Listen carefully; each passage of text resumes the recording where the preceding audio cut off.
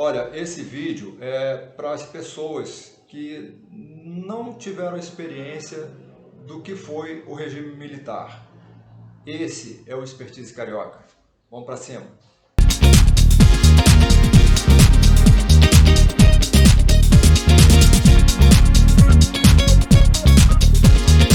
Eu nasci no ano do regime militar, 1964, foi justamente o ano do dito golpe militar, golpe esse que na verdade foi uma conclamação popular da época, e com o passar dos anos, eu fui vendo por relatos e registros históricos que foi exatamente isso que aconteceu.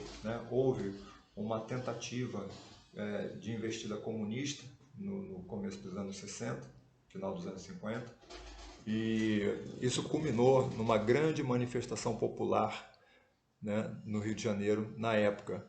Houve um período de prosperidade, essa é a verdade, um período onde se tinha liberdade de ir e vir, a não ser aqueles que eram contra aquilo. Então, pessoas que tinham como visão que a ideologia marxista, a ideologia comunista era o melhor caminho e tal. E eu vejo hoje pessoas da minha idade, da minha faixa de idade, que pensam da mesma forma, pessoas que principalmente as pessoas ligadas à comunicação social, às humanas, gente que cursou universidade pública, federal e estadual, essas pessoas são muito voltadas para esse pensamento, e principalmente depois que os civis assumiram o governo em 1985, olha, de lá para cá só houve roubo, só houve corrupção, e muitas dessas pessoas, funcionários públicos, artistas, de uma maneira geral, políticos, gente voltada à política, enriqueceram, uns ficaram milionários por conta desse país tão próspero que é o Brasil, e que os valores foram se perdendo nesse meio tempo.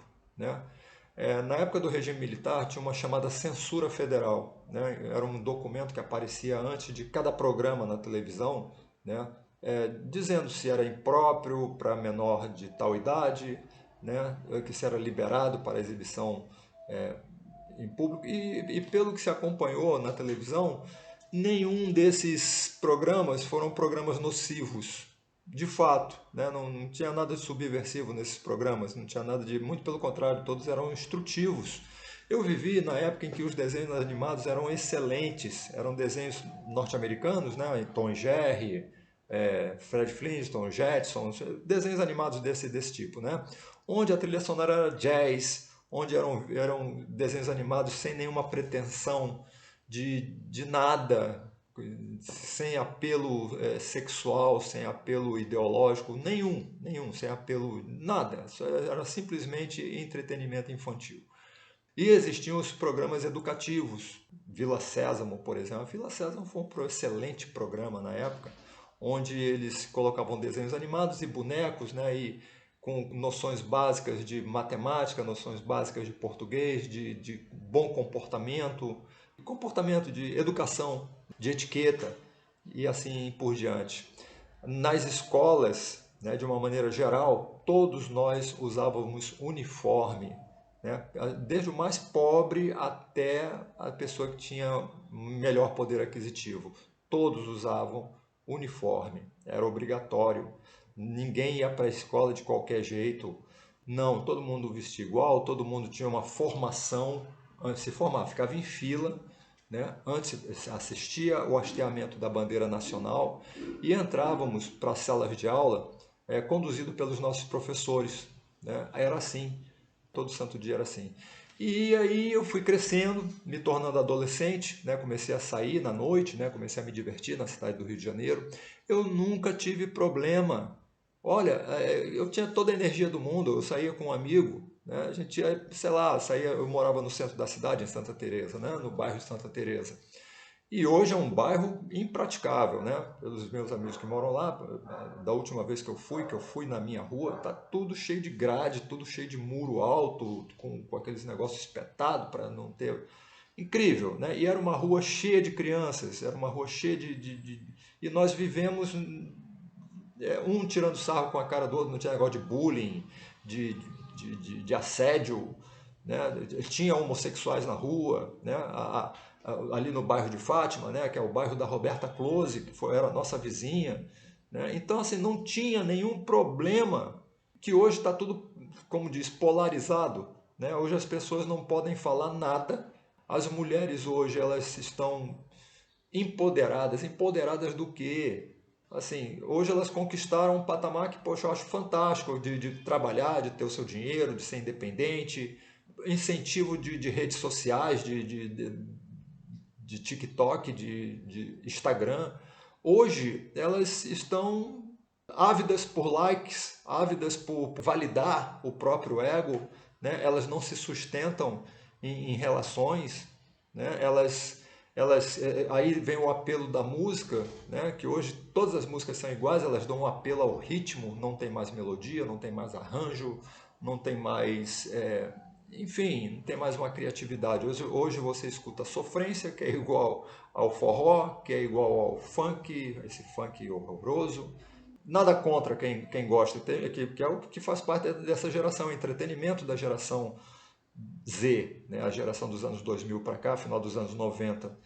Como criticar isso? É o tempo, é o que dispõe a eles, né? E isso tudo é produto de toda uma engenharia social feita ao longo dos anos 70, ao longo dos anos 60, né? Com o intuito de idiotizar o povo, né? Desde a televisão, né? Que também mamou muito na corrupção, né? Eles fizeram questão o termo emburrecer, tornar o brasileiro burro, cada vez mais alienado. E no regime militar não tinha nada disso. Eu saía de casa, eu voltava de madrugada a pé, à noite. Eu não era assaltado, nunca fui assaltado no Rio de Janeiro, nunca. Tá? Eu saí de lá no começo dos anos 80, já adulto, né? Nunca tive problema. E aqui em São Luís do Maranhão também, que foi para onde eu migrei, eu também não tive esse problema. Até a entrega do governo dos militares ao poder civil, né? Onde o presidente José Sarney foi o primeiro presidente a exercer o cargo, né? No regime chamado regime democrático, que de democrático não tem nada. Esse regime democrático causou uma inflação gigantesca no Brasil, onde os produtos eram remarcados na nossa frente no supermercado. No final dos anos 80, fui assaltado, as pessoas começaram a ser assaltadas, as pessoas começaram a ter problemas de gente invadindo as casas, né? Numa capital nacional, São Luís do Maranhão. E assim foi nos anos 90. Né? Em 98 eu migrei para Fortaleza. Fortaleza era uma cidade extremamente perigosa, né? E os fortalezenses que viveram lá antes não tinham essa violência toda. Né? Eu visitei Jericoacoara, tinha inaugurado a luz elétrica há 2 meses, entendeu? Então eu peguei todo o boom imobiliário que veio, aí já é uma era desse safado chamado Lula. Ele pegou toda a carona de uma época em que o mundo estava surfando numa prosperidade, né? E ele pegou um país com reservas financeiras e simplesmente torrou o dinheiro. Ele liberou crédito, carro popular financiado em 70 meses, e aí financiou tudo, e todo mundo com crédito, todo mundo viajava para tudo quanto é lugar, e inclusive para o exterior, né? Então isso ficou no inconsciente coletivo, mas a conta chegou. Cadê essas pessoas cadê essas pessoas? E continuam pobres, miseráveis, né? Esse é o fato.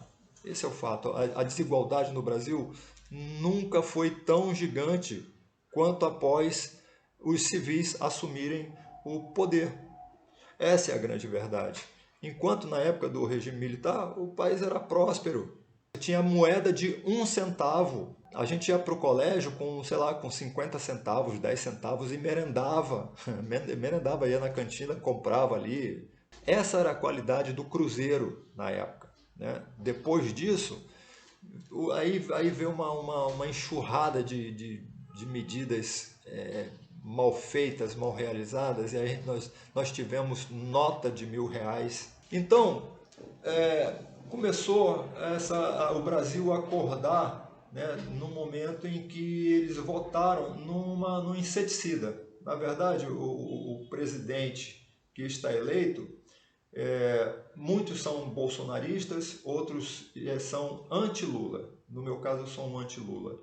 Porque não dá para botar na mão do fogo por presidente nenhum, né? Mas eu voto em qualquer presidente contra esse bandido, ladrão, notoriamente corrupto, com N processos que provam que ele é corrupto. É um homem que evadiu milhões para o exterior para ter comissão de palestra. Isso é um fato, isso tem documento provando isso, a gente sabe onde é que estão essas obras faraônicas que ele fez, entre eles o Porto de Mariel, em Cuba. Investiu em ditaduras na África, na Bolívia, a Venezuela, enfim, o Foro de São Paulo.